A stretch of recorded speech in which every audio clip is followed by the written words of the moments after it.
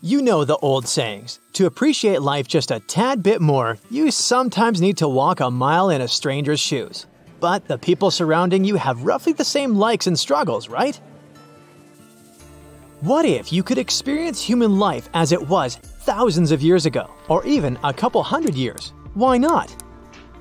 Trust me, you'll be amazed at the differences. And the similarities for that matter.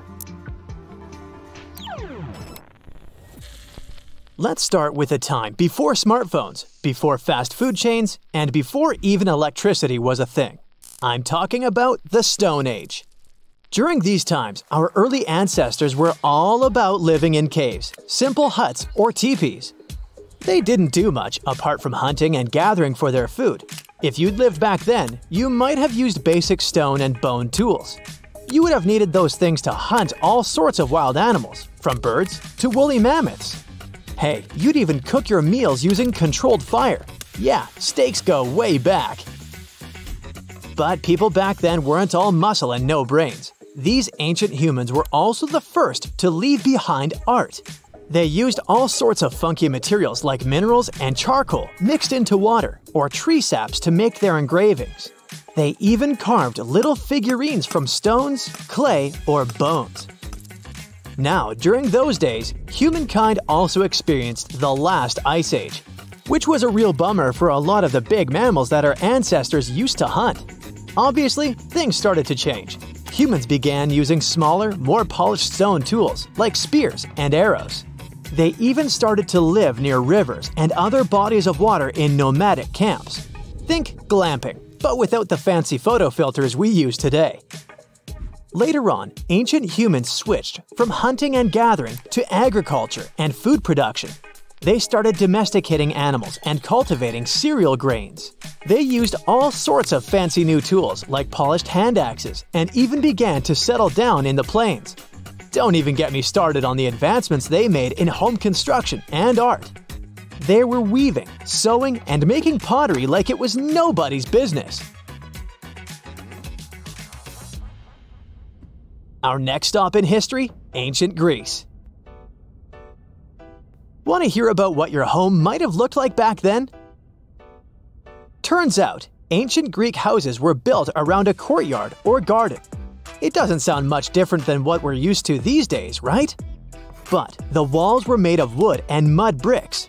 No fancy concrete or steel for them. As for the windows, they were small and without glass.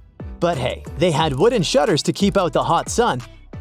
You probably wouldn't have had much furniture inside, but if you were lucky enough to be on the wealthy side, you might have decorated your walls and floors with colorful tiles and paintings.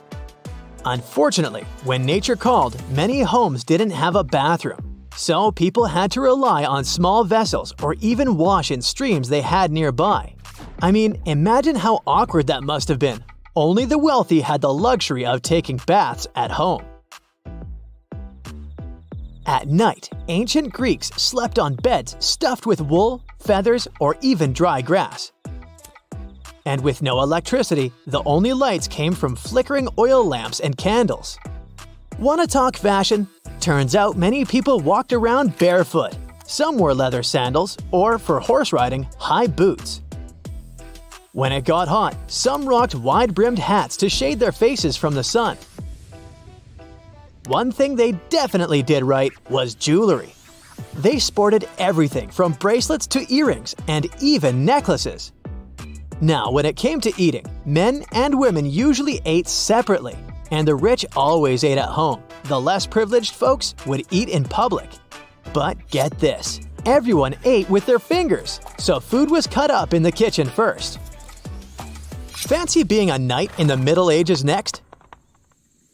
Back in the day, those fancy pants knights were all about that manor life. But let me tell you, they didn't even own the land proper. Nope, they were granted rights to the income from a manor or other lands by an overlord. And as time went on, these lands were passed down from generation to generation, like a family heirloom. Oh, and forget about dividing that land up between all the heirs. Most lands went straight to the eldest son. Sorry, other siblings. And don't even get me started on the hierarchy. Society was extremely divided back then. Heads of state and the highest-ranking nobility were on top. controlling large pieces of land. Lesser nobles had authority over smaller areas of land and fewer people, and at the bottom of the noble club list were the other knights, who didn't even own land and had to serve other nobles. Not fun, right? However, your daily life might not have been that bad. You might have enjoyed some leisure activities too, like playing games, cue the chess matches, and listening to music of the troubadours. These musicians were incredible songwriters, skilled poets, as well as singers and instrumentalists. Let's proceed with the Renaissance. It was a time of change, excitement, and luxury. People were finally able to enjoy some of the finer things in life, like better clothes and nicer tasting foods. And boy oh boy did they love the arts. The streets were also filled with craftsmen, artisans, and merchants who had some money to spend. But don't get me wrong, life wasn't all sunshine and rainbows for everyone. The farmers and peasants still had to work hard all day long. Their homes were little more than one-room huts, while the wealthy merchants got to live in giant mansions. Sure, those mansions might have been dark and cold and pretty smelly, but at least they had space. Now, let's get to the good stuff. Fashion. Clothing was a big deal during the Renaissance. The rich would dress up in all sorts of fancy clothing, from tight coats for men to long dresses for women. Entertainment was all the rage during the Renaissance. If you lived back then, you would surely have loved going to festivals, sporting events, and playing games like chess, checkers, and backgammon. But the biggest event of all was Carnival. You would dress up in crazy costumes and had big parties. And of course, there was shopping. You would head to the marketplace in town where the local merchants and craftsmen would sell their goods. Money wasn't as regulated as it is today, and each city had its own currency with constantly changing values. Now, if you were lucky enough to go to school during the Renaissance, you were probably wealthy. It was the nobles that mostly learned about grammar and arithmetic, but some studied philosophy, Latin, and public speaking too. There's probably no other time in history more impactful on human life than the Industrial Revolution.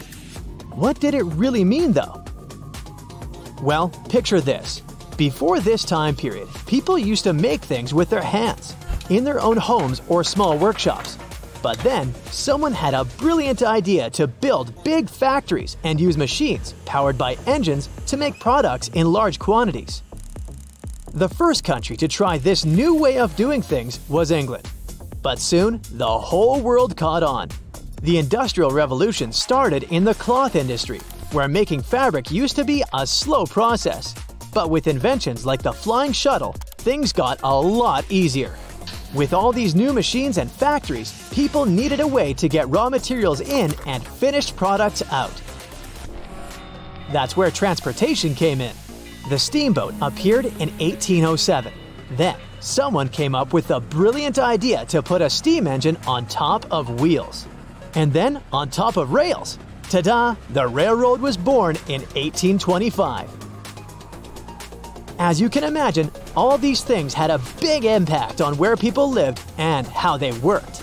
You might have needed to leave the countryside and move into bigger towns and cities to find work. But the cities were often dirty and crowded. And while the machines made work easier in some ways, factory work created a lot of problems for the workers. You might not have earned much, and the work was often dangerous. That's it for today. So hey, if you pacified your curiosity, then give the video a like and share it with your friends. Or if you want more, just click on these videos and stay on the bright side.